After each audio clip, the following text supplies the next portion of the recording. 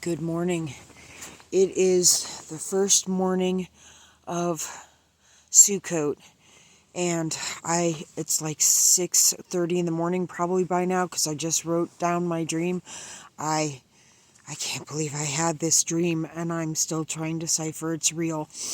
Like, if it was real, because I'm not going to be prideful or boastful. This is my second dream from the night, and it feels like it's the most important one.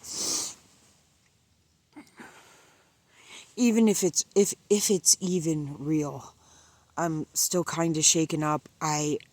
Because I'm battling myself. I don't want to have a prideful ego about this. So I'm in my sukkah hut.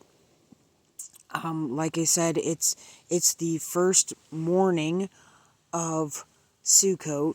It started last night at sundown, and so this is my second dream of the day, and the sun's not even up yet. Anyway, okay, so I dreamt that I was at the Medina Library, and there was a spiral waterfall that was like 3 or 4 stories tall, and I wasn't sliding down it. I was like sliding down the wall of it. It was made out of cement. The water was clear, and it wasn't very full. It was really like a water slide, like a cement water slide, and I was doing that against the library's rules. I wasn't supposed to be on that slide. And so I had done it a couple of times, and I knew I was, being rebellious. And the library was big, like a maze. And I wanted to do it like one more time before I went home, or before the library closed. And I went looking for the staircase that led to the library. It was weird because I was like going up it, but I was going down it. The slide, I mean. And while I was walking around this huge library, I ran into my cousin Ryan, and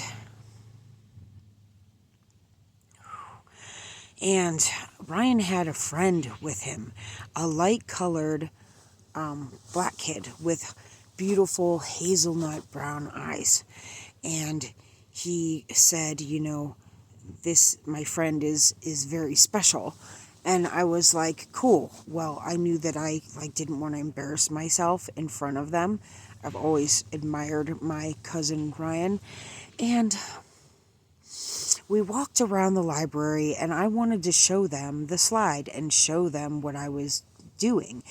But instead, I ended up like following them around, and Ryan's friend seemed like a cool kid, and like a kid that could do like street performer magic tricks. So he was really popular.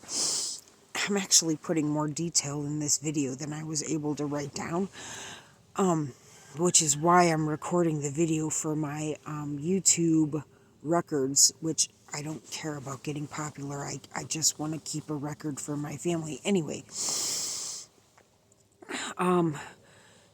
and we ended up, so I'm following them around the library, and there's a lot of people there, senior teenagers that are like in the junior and senior classes doing work and hanging out,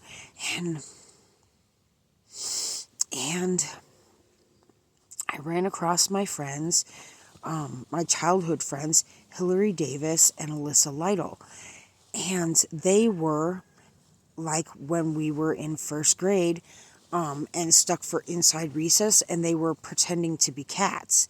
Not with anything dress up, just pretending that they were cats as if they were young children, but they were actually, young teenagers. But they were, it links me to the metaphor of believe in the Bible and believe in Yeshua dying on the cross and raising from the dead as if you were a child. That's what that image felt like to me.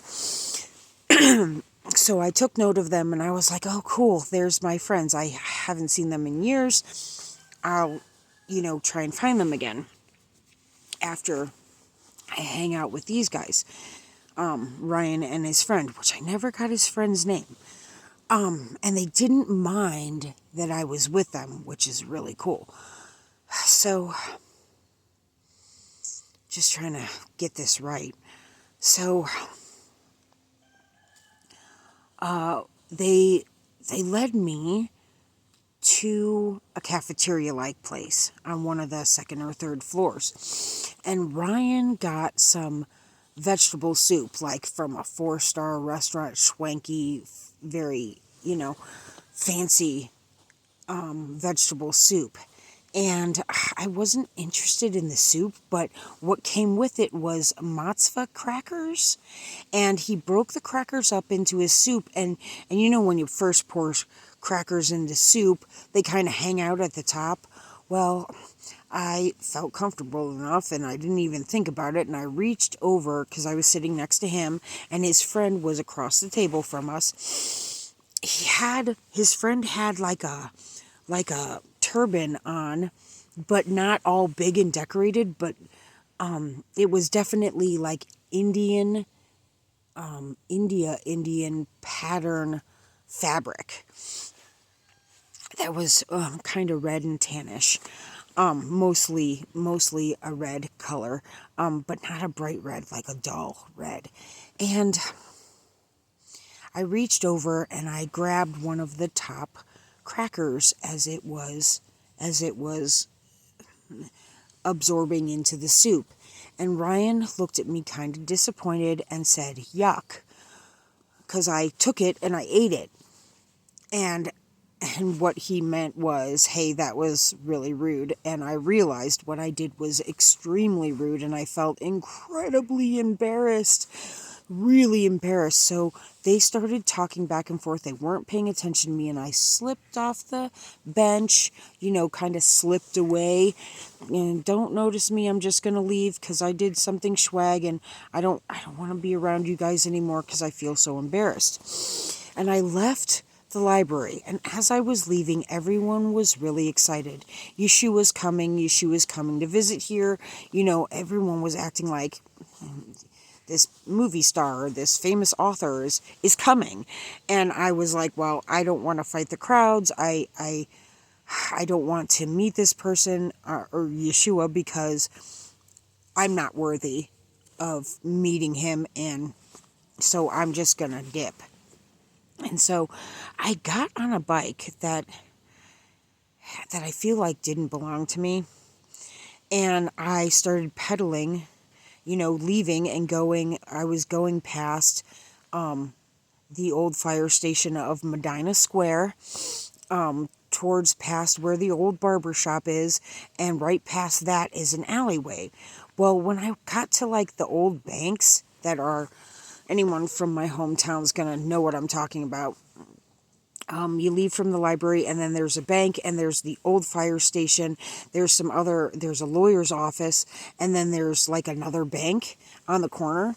And then there was this light as if like a circular light, kind of like someone was reflecting a mirror off the sun and shining it around.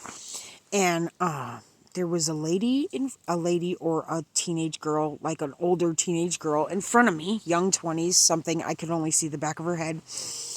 And she was way in front of me, but I saw the light. She saw the light. The people behind me saw the light. It was like a medium-sized group of people behind me.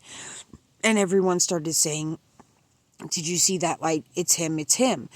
And the light dipped around the alleyway that's by the old barber shop, the next block up. And So I started running because the bike, of course, it's a dream, so things appear and disappear. The bike was gone and I was on foot, and then all of a sudden I was in a stroller, one of those double strollers, or it was a stroller, and there was a handicapped person in it, someone who couldn't walk and maybe had some brain dysfunction. I didn't pay attention a whole bunch. And it was like I helped push the person in the stroller, or I just ran away from them. I'm trying to be really accurate. I'm sorry about the faces. I'm really kind of blown away. So I round the corner to the alley. The girl was already there, but there was also like a small group of people surrounding someone. And you ran up, and it was Ryan's friend. And he was sitting cross-legged, hunched over, with his head turned down and his chin up, kind of like you would see in a horror movie. And I thought, that's really weird, and that's kind of a demonic way of sitting. But then when he noticed me, he stood up, and he had one really bright pearl blue eye, like his right eye was pearly blue, and his other eye was that hazel brown, maybe a little darker brown. And I looked at him, and he was taller than me, so I had to look up at him. He wasn't terribly taller, but a lot of people are taller than me. And I just, from my heart, and my eyes started to well up with tears, I said, I'm sorry. And I really meant it, because I was like, it's Yeshua, and this is my opportunity to tell Yeshua that I'm sorry for my sins. I'm sorry for the pain you suffered on the cross. And he embraced me in a hug. And when he did, I felt in my body, physically, a pop in my heart. Like it was just a popping feeling. And I woke up, and I had to just lay there in shock for a minute. And I was just, was that a real dream? Did Yeshua come to me in a dream and let me apologize to him? My friends and family know that when I die, even if I'm bound for hell, if my name isn't in the book of life, that I want to just stand before God. I can't wait to stand before God and just say, Yahweh, thank you for my life. Thank you for the lessons and the hard times. And I'm so sorry. And, before you send me to my just desserts, can I please just have a hug in gratitude? And so I just really wonder if that was real and what it means. And so that was my first dream. And I'm saying that one first because I feel like it's more important. That was my second dream. And I just wanted to say that one before, because the dream I had first was not as intense. And I'm going to write this first dream down too, but I might as well add it to the video log. In my first dream, where I woke up in the middle of the night. My dreams are really vivid because I don't smoke cannabis anymore. In the first dream, let's see, I was in Medina again. And I had a Bible with me, and Mrs. Kurlich passed away. And so all of her kids were really sad, and mostly I was emphasizing on Ruth and Stephen and Monica. And there was like a really big grocery store where the bowling alley is. It was like Bueller's, but it was bigger. River Styx, not River Styx, whatever that Bueller's is that's by the Kurlich's old house. And there was roses with lots of thorns. And it was rainy and cloudy. And I left from the wake at the Kurlich's house. Before she passed, I was really interested in Bible studying with her. And I was incredibly sad. It was actually like my whole dream was sad because it was cloudy and raining and just a sad vibe that Mrs. Kurlich passed. And I was regretting not spending more time Bible studying with Mrs. Kurlich. And so I've got to change positions. Sorry, I am not going to re-record this. So you're just going to have to deal with my movements. I went to the store, the really big Bueller's, and for some reason I got roses, but I only got the stems of the roses, and I ate them. I put them in my mouth like they were gum. And the thorns started to dissolve a little bit, get more rounded up. I don't recall a taste. It was maybe like a plant taste, but I don't recall. And I started to go home, but I was going home a really funny way, and I went into some elderly ladies' homes. They were sitting in chairs, and they were sleeping, and they were holding hands. This dream was hours ago, and I didn't write it down. I just tried to remember it, and then, went back to sleep. And was like, I'm going to write this down when I wake up. I'll remember. And so one of the ladies woke up, and I was like, oh, I scared you. I'm so sorry. They weren't upset that I was there. And I left.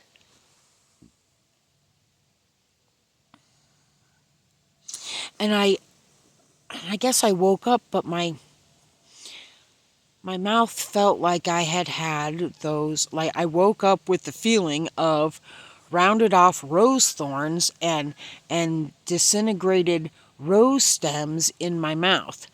I got a drink, and I got some, what are these called? Mott's assorted gummy fruits, and I kind of ate it, and I was like, wow, my mouth feels kind of funny. I'm gonna, now Gabe, be nice. Shane, if you ever see this, see your kitty still here. Okay, I'm trying to be serious, so if you'll please excuse me. So that was my first dream, and just so weird. And I'm definitely going to pray on this throughout the day. If I really got to see Yeshua and give him a hug, and that whole thing was real, and that really was Yeshua and not just a figment of my imagination, I'm really excited. But so those were my dreams. I have vivid dreams every night, and I usually just write them down. Of course, I don't vlog them, but I felt like I really wanted to make sure that this dream about Yeshua was recorded in detail. Like I said, I spoke more detail than I wrote down.